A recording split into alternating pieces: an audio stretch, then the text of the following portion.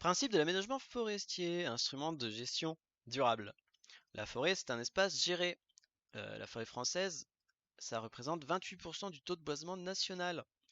Les surfaces sont en hausse au détriment des surfaces agricoles en déprise. Les travaux de reboisement au début du XXe siècle, ça représente 3 quarts de feuillus, donc du chêne principalement, et un quart de résineux, des pins. 95% des résineux, c'est environ, c'est des pins. Il n'y a aucune forêt naturelle en France, c'est des forêts de protection.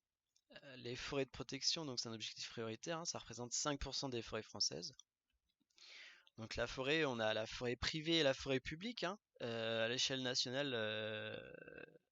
la forêt publique, on a aussi à l'échelle régionale, ça s'appelle le SRAS, le schéma régional d'aménagement. C'est l'ancienne DIRLA, la directive locale d'aménagement. Donc tout ça, au niveau public, c'est un plan d'aménagement. Tandis qu'en forêt privée, ça va être des outils d'aménagement. C'est le SRGS, ça va être décliné en PSG, le plan simple de gestion, en CBPS, le code de bonne pratique sylvicole, et en RTG, le règlement type de gestion. La démarche d'aménagement appliquée aux espèces forestières, on a l'analyse, l'analyse du milieu naturel, la richesse, potentialité, dynamique. Les stations forestières, c'est une unité de gestion. Donc une station forestière, c'est une surface de superficie variable homogène pour ses conditions édaphiques, le sol, de climat et sa composition biologique. Il va y avoir l'analyse de diversité, la faune-flore, des peuplements forestiers, des risques naturels. Au niveau des besoins économiques, il va y avoir les demandes, les suggestions, c'est le cadre quoi, les évolutions. La filière bois, les usages des espaces forestiers, le marché du bois, toutes les procédures et réglementations existantes. Donc tout ça, l'analyse du milieu et les besoins économiques, ça va engendrer le choix des objectifs. Donc la synthèse des étapes précédentes plus l'analyse de gestion passée. En objectif, on va avoir les objectifs de production dans le respect des milieux naturels et des paysages. Par exemple, HISE. HISE aussi, on va avoir l'objectif de protection biologique. On va avoir les objectifs de protection physique ou paysagère à l'île de Ré, par exemple, avec l'objectif social, l'accueil du public. On a des objectifs à hiérarchiser et servant de base à la définition et au zonage de séries forestières. Donc après, on a programme d'action. Donc là, ça va être le choix de la composition en essence, peuplement pur ou mélangé. Pur, c'est monospécifique. On a le choix du régime forestier, le taillis, futé, TSF. Taillis sous-futé, pardon. Le taillis sous-futé, c'est une futée. Ça va être les arbres hauts. Donc le tronc, ça va être le fût et au-dessus, ça s'appelle le houppier. Et le taillis, ça va être la CP, c'est-à-dire la souche avec des rejets dessus. Et ça, c'est le taillis. Ensuite, on va avoir donc le taillis plus la futée, ça s'appelle taillis sous futée, voilà, tout simplement. Le choix de la structure, on a le peuplement régulier, donc même hauteur, même diamètre, ou irrégulier. Le peuplement équienne, donc du même âge. On a le choix de la durée d'aménagement, donc le temps qui sépare deux opérations de coupe d'arbres. Donc la gestion d'un espace forestier, c'est la déclinaison dans l'espace et le temps des interventions. Donc les interventions, les opérations sylvicoles. Les cycles sylvigénétiques et sylvicoles. Donc le cycle, ça se décline à l'échelle d'une éco-unité. Donc c'est une unité de régénération. Une unité de régénération, c'est la surface où, à un moment donné, un développement de végétation a commencé.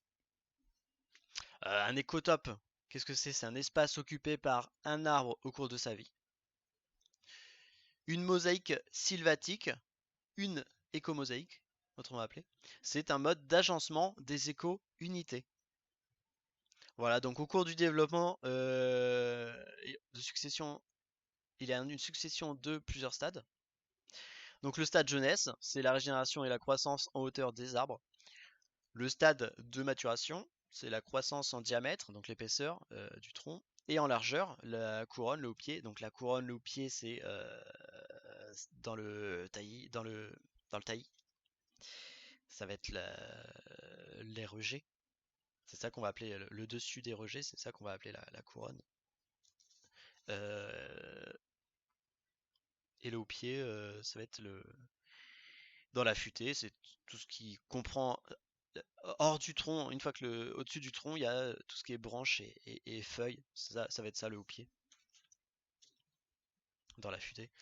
Euh, le stade vieillesse ensuite, dernier stade, la croissance est ralentie et on a une augmentation de la mortalité. Donc on a toujours des cycles emboîtés et on a toujours un niveau de biomasse élevé.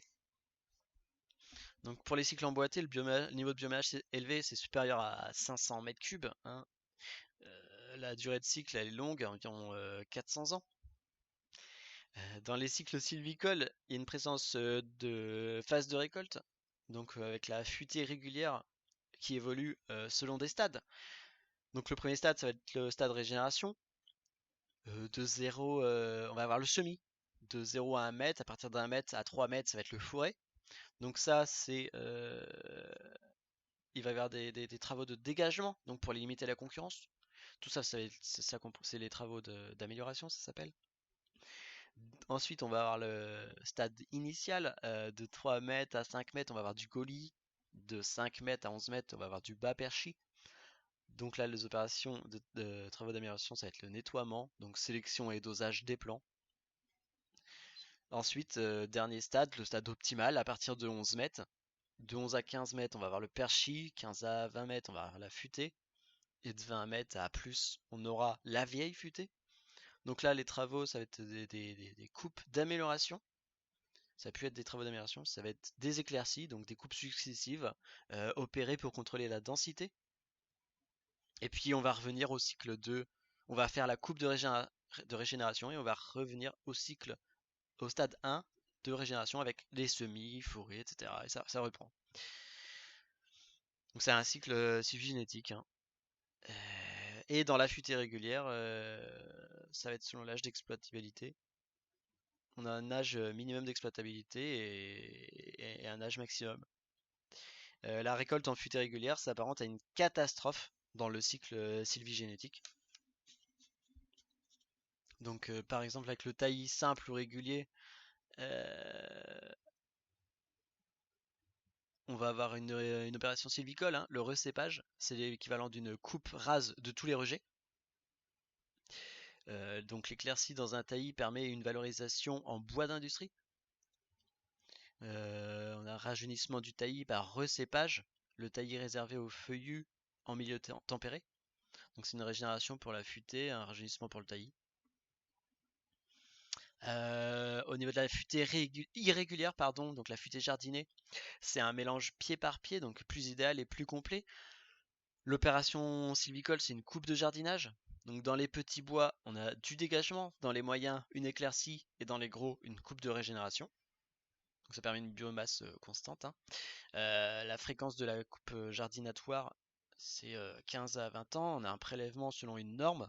Et la norme, c'est la courbe théorique établie par essence et par station qui traduit l'état d'équilibre entre les classes d'âge. Voilà, voilà. On pourrait aussi encore parler des taillis réguliers ou furetés. Ah oui, il y a plus de lisières en futée régulière qu'en irrégulière. Ça aussi, c'est important. Et donc les taillis irréguliers ou furetés, c'est tous les 20 ans, par exemple, environ, on va couper une partie des rejets, mais pas tous,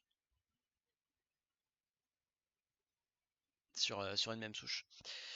Donc les taillis sous-futés, on a une intervention sylvicole simultanée dans les deux étages. On a le recépage du taillis et la coupe de type jardinatoire dans la futée. Voilà.